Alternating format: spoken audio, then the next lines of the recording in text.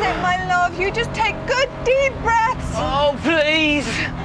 Please. I can't say this anymore. It's all right, love. We'll be there. No, I've taken the wrong turn. I thought this was Leicester Road. Oh! Oh! God, I don't believe it. Oh! Come on. Oh.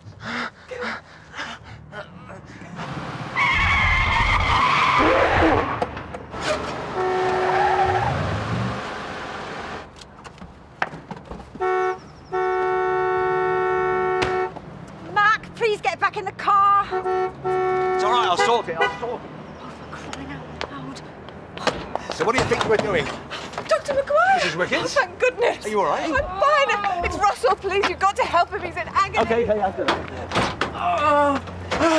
Oh, please help. Okay, You've got to help I'll me. be out of here in no time. Come on. Listen, I'm going to phone for an ambulance. Matt, are you sure that you're okay? I'm fine. It's just Russell. Okay, Russell, what happened? Can you tell me what's wrong? I don't even know what's the matter with him. I was actually driving him to the hospital. Okay. Sorry about that. Are we daft? You want to know a secret? What? When I first came here, my first night in my new flat, I sat there staring at the four walls, didn't know anyone. Phone wasn't connected, couldn't get the TV to work. I felt the same way. Really?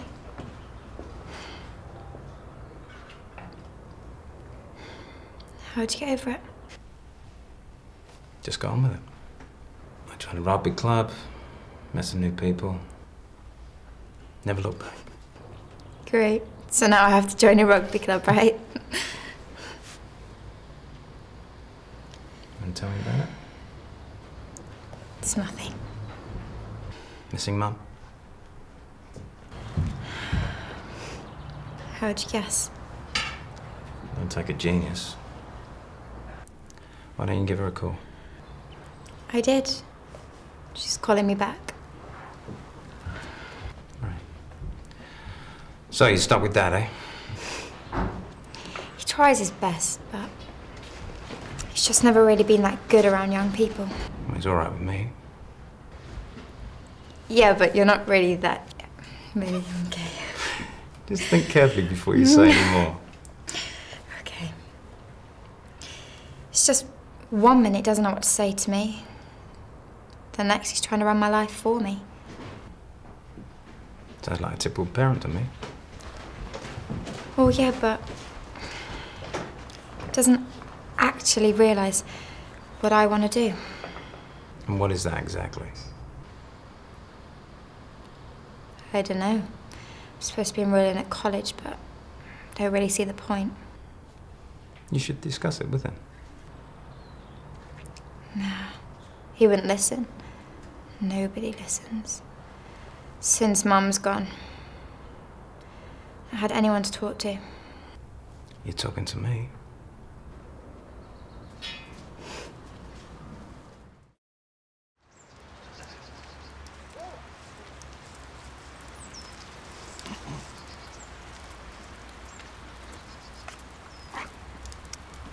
Thanks for this, Sam. We do have a phone, you know. I know, I've tried it before. It's not for our mum, though, is it? I don't enjoy sneaking about behind the back like this. No. I mean turning up at all. There was no other way, believe me. Do you know that's the one thing she told me not to do? Why did she let you come then? I'm 25 years old, in case you'd forgotten, which you probably have.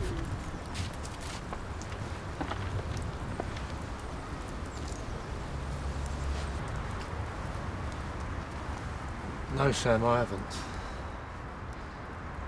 She doesn't know I'm here. So now you've got me creeping around as well. Why didn't you tell her? Because she's not well. And that's the only reason I'm here, I promise. So where have you been? Oh, here, there, everywhere. Same as ever. What for you? Selling things mostly. Watches, cars, insurance. You name it, I've sold it. No matter how dodgy. I needed the money to send home. Well, at first. Still, I've got my own business now, and at Cholton. Cash and carry. It's a right little gold mine. Honestly, love, I can make things a lot easier. On what, your conscience?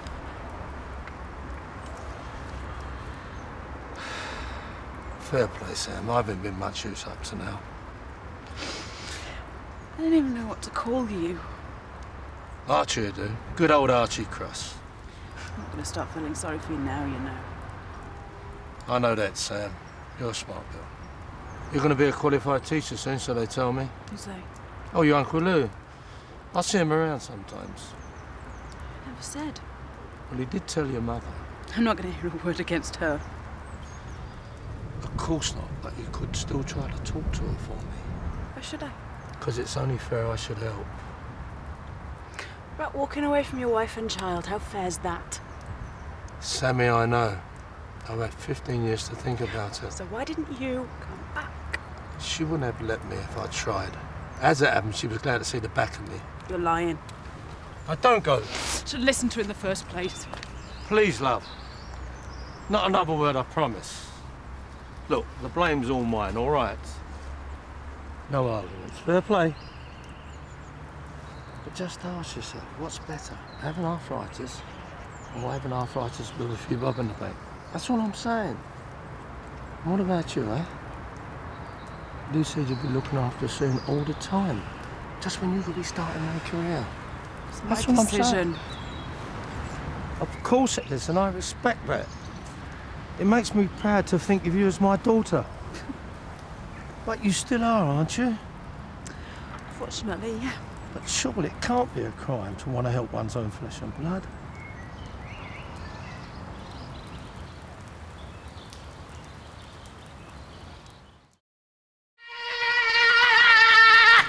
Clay comes screaming out the cupboard like a high note off a Meatloaf record. Sly tackling Tricky and taking a chunk out of his ankle on the way. The rest of us take our time, all clucking and whistling and chuckling as we circle our rubber-limbed, soft-skinned, floppy-headed prey. Ah, give you a little shock, have we? Says Clay. Naughty little boys we are. Yeah, you should smack our legs. Tricky gets up and heads for his bag. The backpack he's always had, red with black trim. He's had it for years. He's had it forever. As if it's been growing off his shoulders like a hump. Look at that, says Mad Baz. I think you've upset him, Clay. Oh dear, dearie. Have I offended you in some way? Where you going? We've only just met.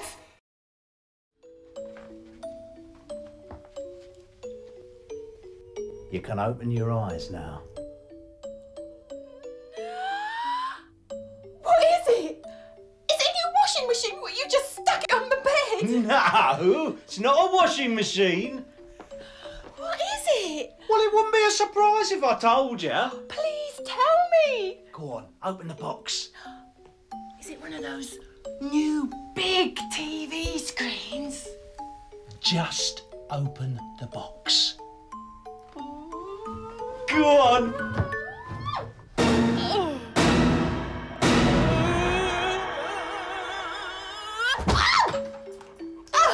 You promised me no more dogs! I've got him for you, sweetheart. It's a boy. Oh, get him off me! He likes you.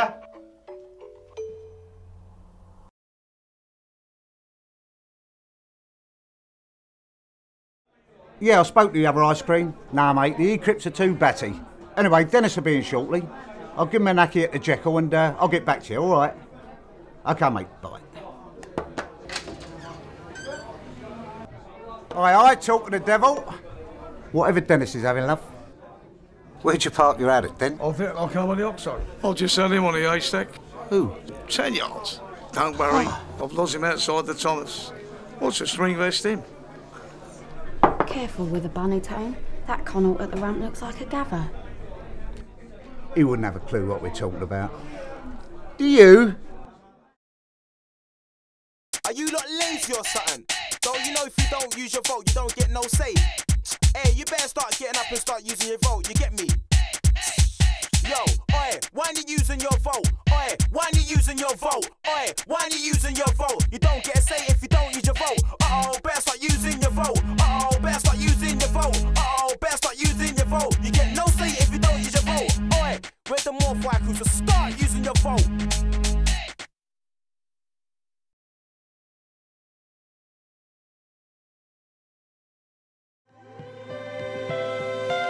200 desks on a floor times 100 floors times 2 buildings. How many desks are we talking about? I never saw a desk. Never saw a file cabinet, never saw a bookshelf, never saw a computer, never saw keypads, never saw anything that resembled humanity. We had a huge number of victims here. We had the largest number of victims ever in a terrorist act. One of the issues we had is not all of them were, the bodies were not fully intact. And we have approximately 20,000 remains associated with those 3,000 souls. Everybody in the world knew what happened, you know, who did it, what was done, where it was done, how it was done. And so for us, it became a matter of identifying the dead. So the Twin Towers fall. It's amazing. It's crazy. I can't believe this shit is happening. I really can't.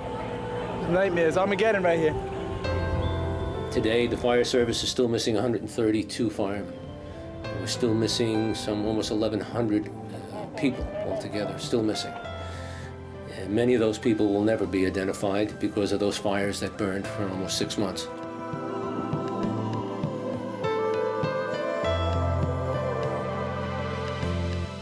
Three months to the day, on December 11th, about 11:30, the phone rang. It was the chief by the name of Paul. The minute I heard his voice, I knew. All he said was, Lee, we have John. I could see there was a flag over somebody. It was John. Out of the 2,749 people that were murdered, there's only 292 whole bodies. We were blessed. Jonathan was a whole body. My pleasure is flying, my enjoyment is flying, but not on a huge scale. On a small scale, I have a fascination for radio-controlled helicopters of the micro kind that you can fly in your living room, very tiny helicopters. That's my pleasure. When I see something flying, it fascinates me because I'm wondering how it's staying up there. When I see an airplane in the air and I know that airplane going to take you from one country to another, it's just that fascination with something that can lift into mid-air.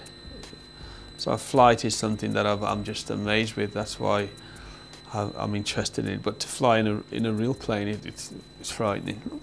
But little planes, I like little planes. I created this work because I wanted to show the world that we should never look down upon people because they have less.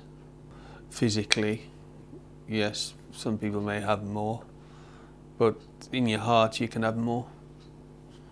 So I wanted to show people that the littlest things can mean the most. And this building that I've done, I hope it means the most to this person who's bought this piece. My work is less, but it's more. Because you can't see it, but it's more than anyone's ever seen.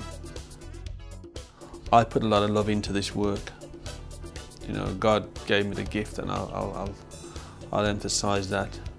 And whoever's purchased this work, when they look at it, they can think of what went behind it.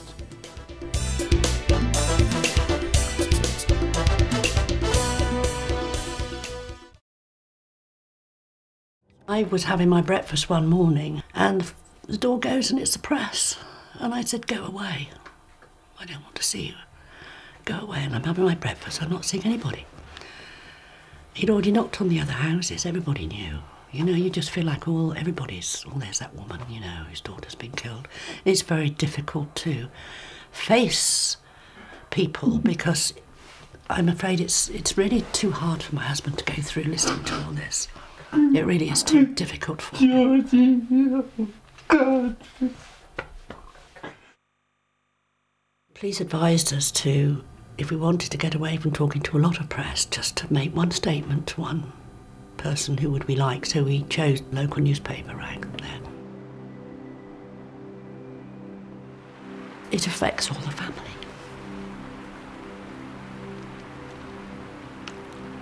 And that's, I think, we all cope with our own grief in our own way. But for a mother, you know, to lose the daughter, but then to see my other children suffering, and my husband puts an extra grief, you know, because perhaps you don't carry it, but you feel like you're carrying everybody's grief because they all come. I got counselling, I got help, because there was nothing when we came back, nobody came. One of the community's main concerns was they never see a police officer, and so I needed to address that straight away. And one of our biggest successes was to introduce mountain bikes to the area, to enable us to interact with the community and police the area more effectively.